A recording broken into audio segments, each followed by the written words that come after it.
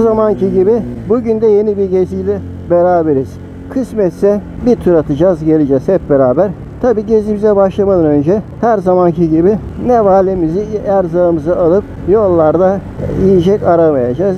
Yanımızda olacak. Onun için şu anda hemen ilk bir markete uğruyorum. Şuradan bir iki alışverişimi yapayım.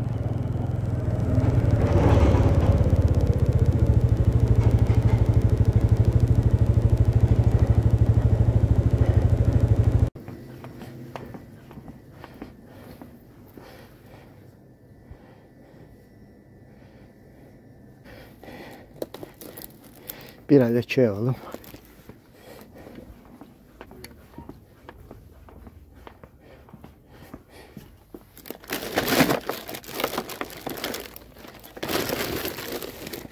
Bir adet su.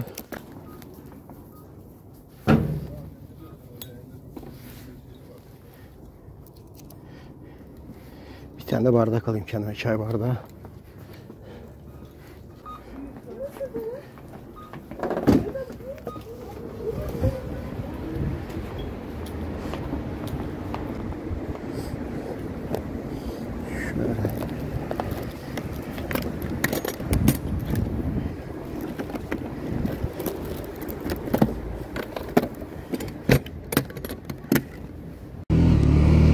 İhtiyaçlarımızı da tamamladık.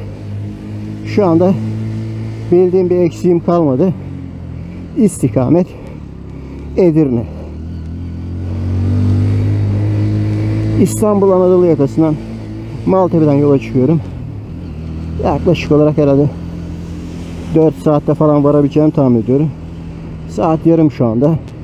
Demek ki 4.30-5 arası kısmetse rahat rahat dinlene giderim.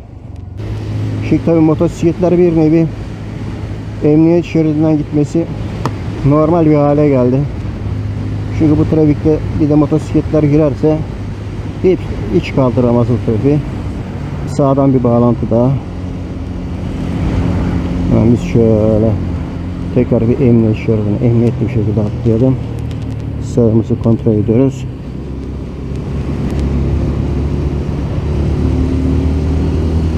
Temin giden konvoya rastladık.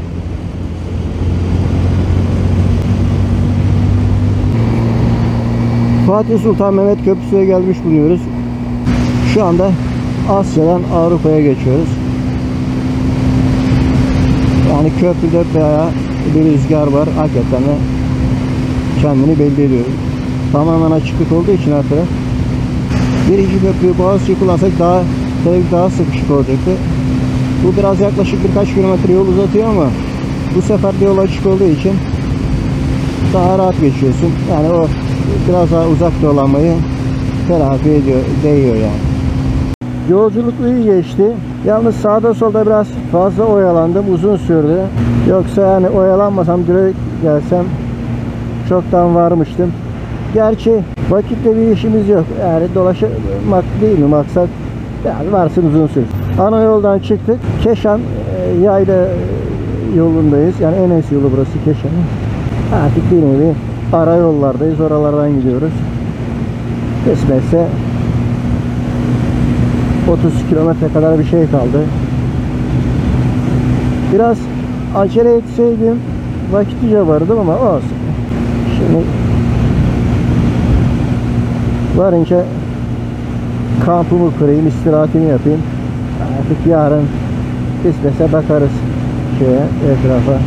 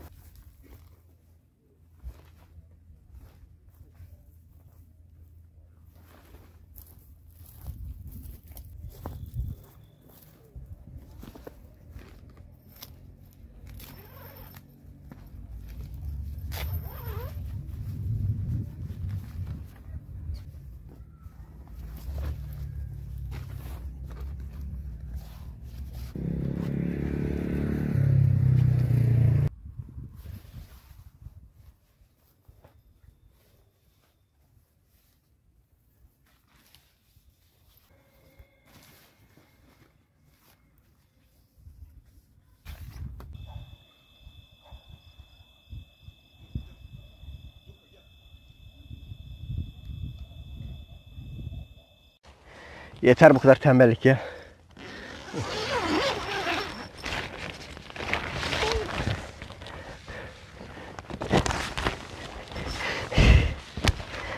İyi uyumuşum. Ay. Evet. Her tarafım ağrıyor ya. Of. Şimdi bir kahvaltı yapmanın zamanıdır.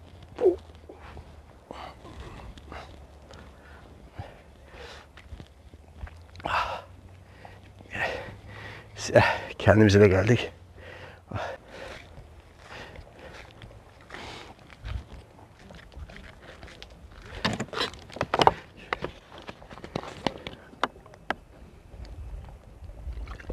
Oh, çok şükür. Oh. Sabah için kahvaltımızı hazırlayalım. Çayımız var, nasıl almıştık. Çaydanlık zaten var biliyorsunuz. Hazır çorba yapacağım ama karar veremedim. Şimdi ezogelin de var, domates çorbası da var. Hangisi iyi gider karar veremedim ona. Neyse onu orada karar vereceğim artık.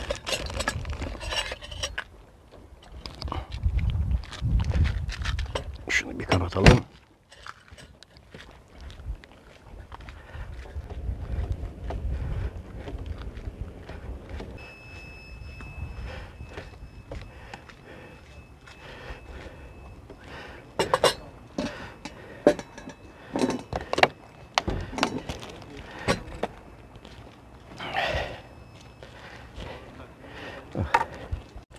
Tüpümüzü çıkaralım.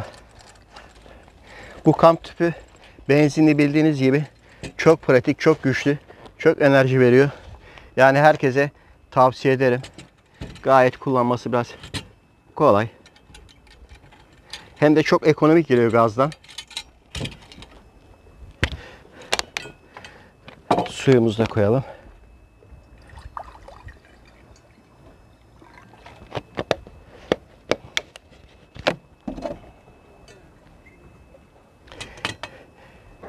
Bu şekilde ocak çok pratik oluyor. Su hemen 2-3 dakikada kaynıyor. Şöyle hazır çorbayı da içine döküp karıştırdığınızda çorbanın sabahleyin kahvaltı için hazır demek. Ben domatese karar kıldım. Ezogelini de başka bir sabah şey yaparım. Ondan sonra arkasından da 2 tane çay içtim mi sabah kahvaltısı 2 çorba 2 çay idare eder. Ondan sonra öğlen yemeği Allah kerim. 2 dakikada çorba suyum kaynadı. Şimdi onu alıyorum böyle kenara. Hiç aksatmadan hemen çayımın suyunu da koyuyorum. Şöyle kenarda kaynasın o. Şimdi ben biraz suyu fazla koydum. Onun için çorbayın ikisini birden dökeceğim. Yani 2 porsiyonu birden içiyorum. Gördüğünüz gibi çok basit, çok pratik. Yani hiç öyle sağda solda yemek arayacağım. O var mı, bu var mı diye bir şey yok. Hemen böyle. Nereden açıyoruz bunu? Heh. Hemen böyle çayınız, çorbanız 2 dakikada hazır. Tatillerde kamp kurmak isteyenlere böyle pratik şeyler bunlar. Tabi siz daha iyisini biliyorsunuz. Ben size akıl vermiş, yol göstermiş gibi olmayayım. Şu şekilde karıştırdığınızda çorbanız hazır. Çorbanızı içerken de çay suyunuz hazır. Çayda hemen sallama poşet çaylar. Tatilde onları kullanıyorum. Yani bu şekilde aç dolaşmamış oluyoruz. Sağda solda ne bulacağız, ne yiyeceğiz diye derdimiz de yok. Kendi yemeğimiz, kendi şeyimiz. Yani bir nevi 2 tekerlekli karavamız, yatağımız da, çadırımız da orada. Üzerinde yemeğimiz de orada. Bu şekilde Bismillah.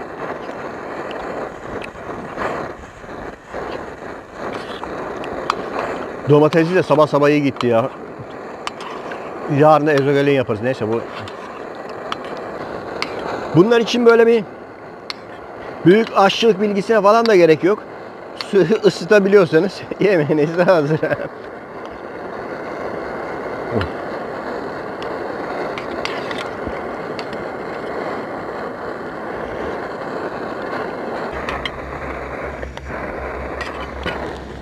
Burası Keşan'a bağlı Yaylaköy sahili. Yukarıda köy esasında ufak bir köy var ama aşağıda çok büyük bir siteler falan yapılmış, yerleşim yeri yapılmış. Yani çok büyük. Artık kasabayı da geçmiş, şehirleşmiş. Burası da limanı. Şu sağ tarafta plaj. Limanın sağı plaj. Solu yerleşim yeri, sağı yerleşim yeri. Bak sahil güvenlik de geldi. Demek bak buralarda sahil güvenlik de var. Çorbamızı içerken çayın da vakti geldi. Şimdi onu da kaşımak lazım.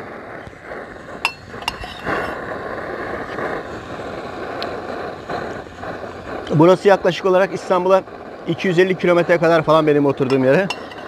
Şimdi ben çayımı çorbamı içtikten sonra biraz öğlen oldu zaten. Öğlen sıcağında iş yapmak istemiyorum. Hemen kendime bir çay da doldurayım. Bakayım. Şunu hafiften.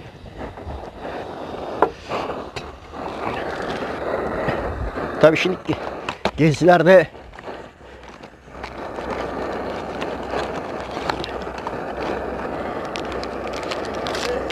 normal demleme çay yapamadığımız için sallama çay yapacağız. Onunla içeceğiz artık. Yani gezinin de şeysi bu. Yani demleme çay yapacak kadar lüks bir gezimiz yok. Yaklaşık olarak 2 porsiyon çorba içmiş olduk. Artık o da bir kahvaltı için yeter yani. Ya 2 porsiyon çorba da abartmamak lazım. Şimdi 2 de çay içtik mi sıkı böyle 10 numara 5 yıldız. Portatif sandalyemi de getirdim. Çayımı da alayım.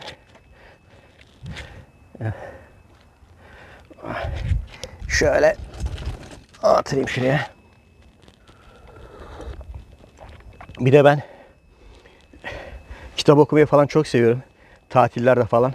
Evde de olsun kitap okuyorum. Ya gözler biraz bozuldu. Artık gözlük takınca hani kitap okumak da biraz zorlaştı. Gene de yani eskisi kadar olmasa da okumaya çalışıyorum. İşte mesela bu şimdiki okuduğum kitap Ekin Sapı Devrimi diye Japon bir kişinin tarlalarında yaptığı araştırmayı anlatıyor. Yani doğal olarak nasıl bitki yetiştiririz ya da nasıl yetiştirmiş gübre ilaç kullanmadan onu anlatıyor. Onu okuyorum. Çok faydalı.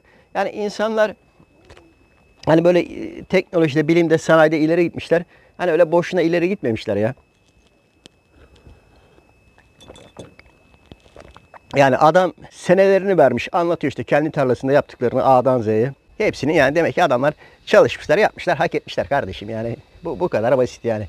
Öyle o dedi, Ahmet dedi, bundan duydum, şu iyiymiş, bu iyiymiş dedi. Adam direkt pratik birebir uygulamış kendi tarlasında. Yani benim de böyle gerçek hayat hikayelerini anlatan şeyler hoşuma gidiyor. Ben seviyorum böyle roman hikaye okumaktansa bana bu türlü anı kitapları daha gerçekçi geliyor. Evdeyken 66. sayfada kalmışım. İşte arasına böyle kağıt koyuyorum. Nerede kaldığımı unutmamak için. Burada böyle hem çayımızı içiyoruz. Hem kitabımı okuyoruz, hem denize giriyoruz, hem dolaşıyoruz, yeni yerler görüyoruz. Hem sizlerle sohbet ediyoruz. Yani çok fonksiyonlu bir tatil yapıyoruz. Yani adam şöyle bir şey yapmış pirinç tarlasına. Pirinç olmadığı zaman buğday, arpa ekiyor. Yani hasat yapmadan önce. Ondan sonra arpayı hasat etmeden önce de pirinçleri ekiyor tarlasına. Böylece ot bitmiyor. Yani bu sefer hani arpayı kestiği zaman hemen arkasından pirinç yetişiyor. Pirinç yetiştiği zaman kesmeden önce yani hasat yapmadan önce hemen arpa ekiyor. Ondan sonra tabii pirinci hasat etmez. Bu sefer arpalar büyüyor. Yabani ot hiç büyümüyor. Adam yani bunu şey etmiş, pratik etmiş. Onu anlatıyor bu kitapta. Yani böyle peş peşe ekiyor şeyleri ki arada hiç yabancı ot çıkmasın diye. O yüzden de yani tarlasında yabancı ot, pestisit mücadelesi yapmıyor. Öyle anlatıyor yani nasıl yaptığını. Bir de tarlasını falan hiç sürmüyor. Çünkü diyor yani tarlada zaten diyor kendi dengesini sağlayan böcekler falan şunlar bunlar var diyor. Yani onları sürdüğün zaman solucanları falan katlediyorsun diyor. Yani öyle bir şeyler yapmış. Kendi pratik şeylerini bayağı faydalı şeyler anlatıyor yani. Çok şükür. 2024 yılı Haziran'dan beri çalışmıyorum. Emekli oldum. Kendim artık emekli ayırdım. Onu da biliyorsun zaten eski videolarım seriden. Böyle sağda solda gezerek bunları da sizle paylaşarak vaktimi değerlendirmek istiyorum. Umarım videolarım size faydalı olur. Ben böyle kitap okuyarak, çay içerek, gezerek kendimce bir şeyler yapıyorum. Şimdi öğlen sıcağı. Hemen çayımı falan içtikten sonra biraz öğlen şey yapacağım. 3-4 gibi de denize gidelim. Ondan bu gece bu kaldıktan sonra burada yarın kısmetse şeye gitmek istiyorum. Gelibolu'da yanan ormanları görmek istiyorum. Hep beraber dolaşırız. Yani doğayı bitkiyi görüyoruz da bu yanan ormanları hiç ben birebir fazla görmemiştim. Gidip bakacağım şimdi nasıl bir şey olmuş. Haberlerde gördük. Adam gitti benzin aldı yaktı ormanı. Allah'ım yarabbim nasıl akıl kaş. Ya tövbe tövbe. Ne bileyim yani. Acayip zor işler bunlar ya. Kendimi böyle teknenin altına attım. Zaten öğlen sıcağı güneş tam tepede. Sağda deniz bir yosun kokusu geliyor güzel güzel. Sağda dediğim gibi solda da tepe, yamaç. 1-2 saat kitap okurum. Evde olsam ne yapacağım? Televizyon seyredeceğim. Öyle dört duvar arasında. Burada püfür püfür rüzgar esiyor. Açık alan. Herkese tavsiye ederim kardeşim. Hiç boş ver. Çıkın dolaşın. Oturmak böyle. Ne harcadım hiçbir şey. Yani bunlar çok öyle masraflı, abartılacak, aman Allah'ım yarım çok servet gelecek bir şey değil. İşte alt üstü bir kitap, bir su, bir tane portatif sandalye. Mutlaka sizin de kenar bir yer vardır serin böyle. Dedim evin içinde dört duvar içinde oturmaya, oflamaya, puflamaya gerek yok. Ondan sonra ona sinir, buna sinir. Herkesin burnu bir karış. Gerek yok böyle şeylere. Dedim sakin, huzur. Bakın çıt yok. Ara sıra geçenler var tek tük ama yani bunu İstanbul'un büyük şehrin hayhuyuyla karşılaştırmaya gerek yok. Hiç gerek yok. Bunlar büyük işler değil yani böyle abartılacak ya da ben yapamam edemem diyecek bir şey yok. Yaparsın edersin. Ha, benim yonca yetiştirme, pirinç yetiştirme şeyim yok. İmkanım yok. Pirinç tarlası bile görmedim. Ama nedir? Yani okuyorum, bir şey yapıyorum. Genel kültür. Değişiklik oluyor. Yani diyeceksin ya sana ne faydası var pirinç mi? Ya gerek yok böyle bir şey yok ama işte dediğim gibi vaktimi değerlendiriyorum, şey yapıyorum. Yani siz de böyle bir kitap, bir sandalye, bir su alarak vaktinizi değerlendirebilirsiniz. Yani şehrin içinde herkesin birbirine böyle ters bakacak, sinir olmuş herkes zaten. Yani kimsenin kimseye bir şeyi toleransı kalmamış. Yok ki tolerans. Kendine toleransı yok ki sana toleransı olsun. El alem ne der, şu ne der mi der. Ya boş ver el alem şunu bu ne dedin ya. Sen keyfine bak, tadına bak, tatile bak ya. Aman. O dedi bu dedi diye yaşamaktan, evin dört duvar içinde durmaktan iyidir yani. Vallahi işte. Bak hala pijamalarlayım. Püfür püfür.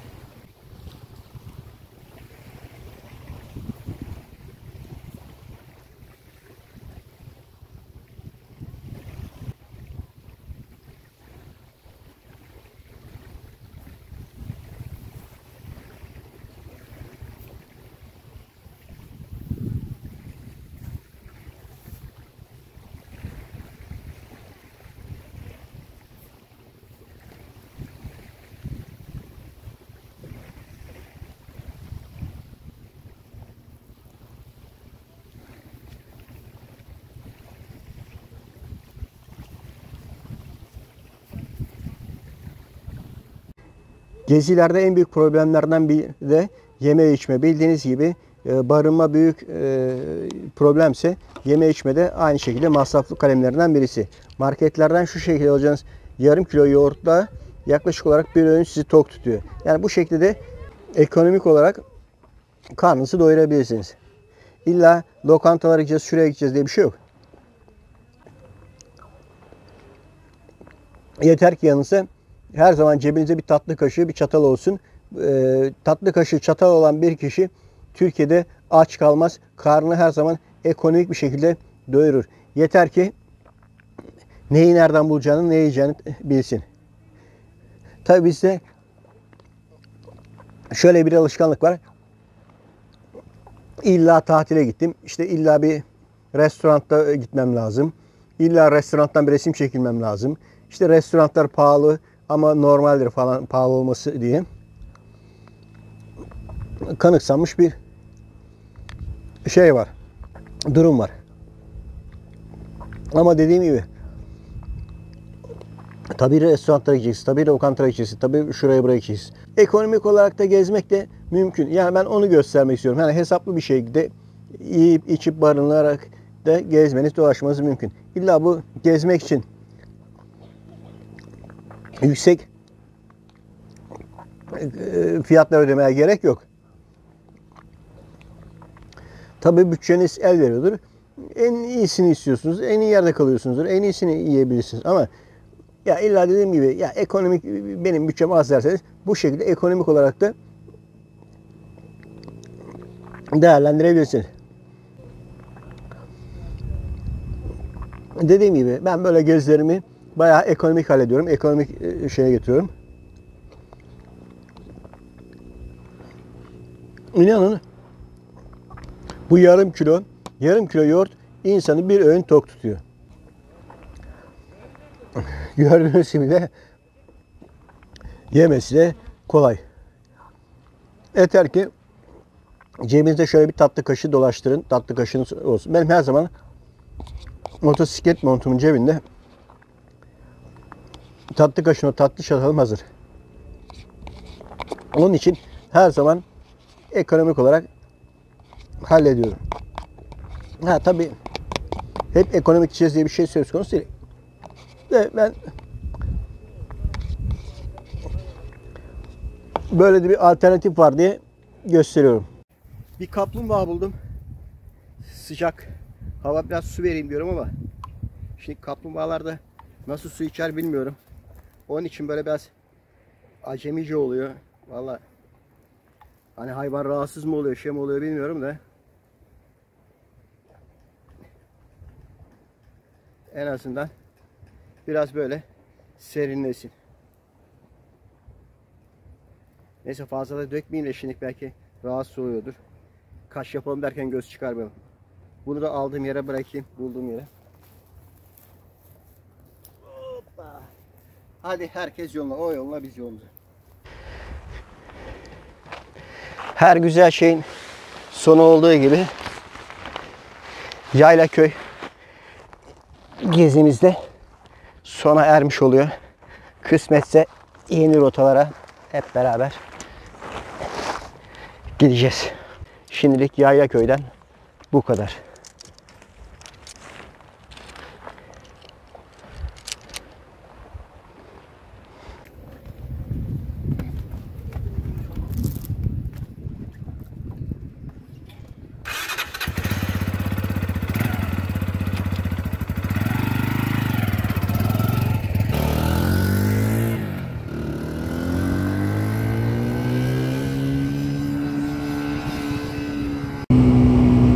Ya işte. Yayla, esas yayla köy merkez olarak burası. İşte bunlar da köy merkezi.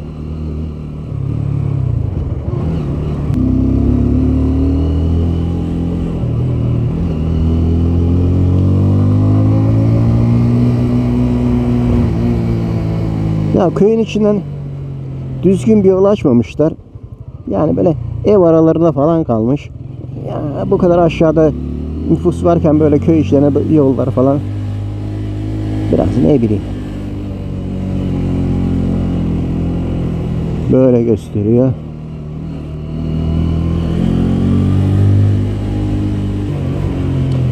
Sağda köyün marketi. Yardım.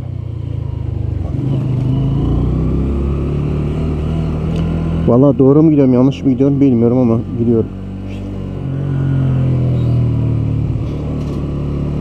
Yeni Karpuzlu Belediyesi. Allah Allah.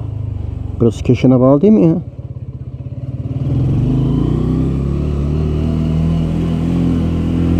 Vallahi biz size anlatıyoruz baştan başta Keşan meşan falan diye ama çöp kamyonu Karpuzlu Belediyesi çıktı.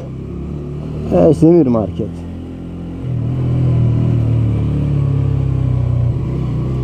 Ya işte.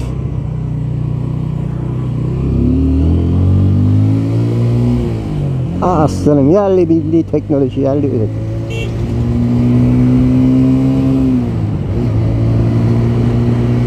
Böylece de Yayla köyü geride bıraktık.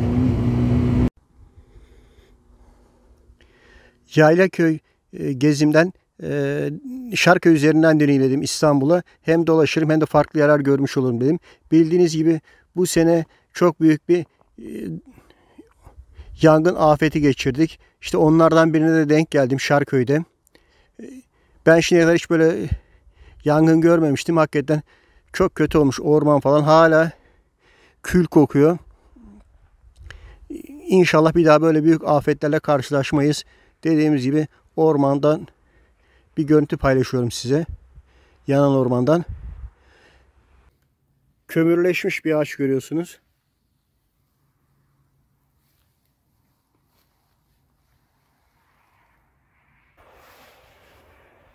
Şu şekilde kırdığınızda bakın hemen kırılıyor.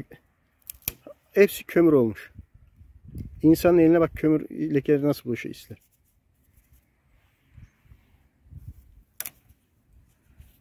Bakın. Ormanın kenarında yangından zarar görmüş zeytin ağaçları.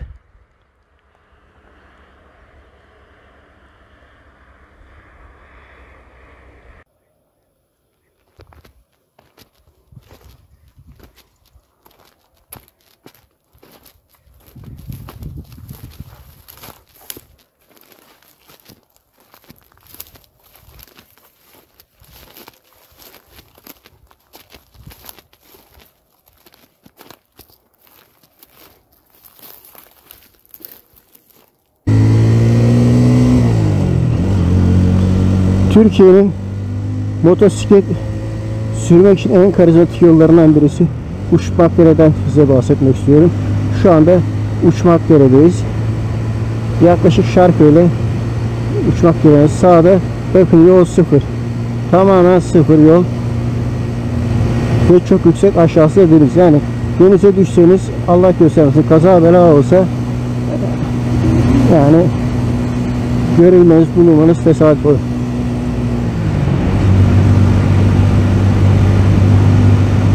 Gördüğünüz gibi yol hemen hemen denize sıfır, uçuruma sıfır. Solda da heyelan riski var. Yani toprak göçmesi falan. Burası meşhur bildiğimiz Uçmakdere.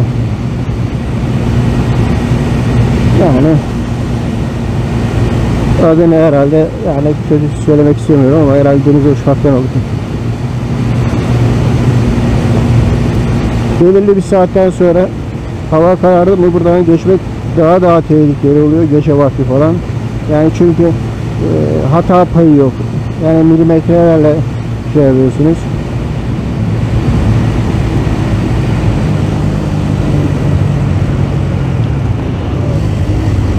Hata affetmeyen, hata kaldırmayan, hiç tolerans olmayan bir yol. Yani